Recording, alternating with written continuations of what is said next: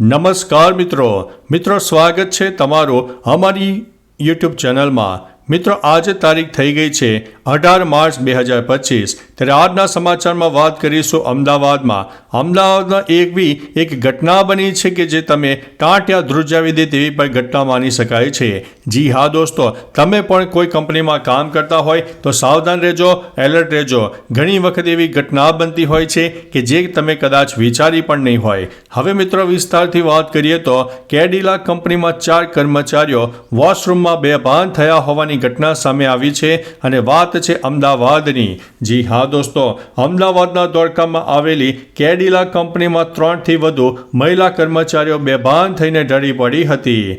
કંપનીના વોશરૂમમાં 3 મહિલા અચાનક બેભાન થઈને ઢળી પડી હોવાના અહેવાલો પ્રાપ્ત થઈ રહ્યા છે।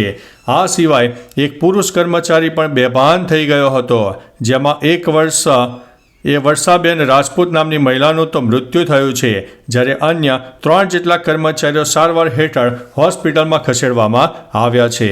તો ચાલો મિત્રો, ફરીથી એક નવા સમાચાર લઈને મળતા રહીશું। ત્યાં સુધી અમને રજા આપશો। નમસ્તે।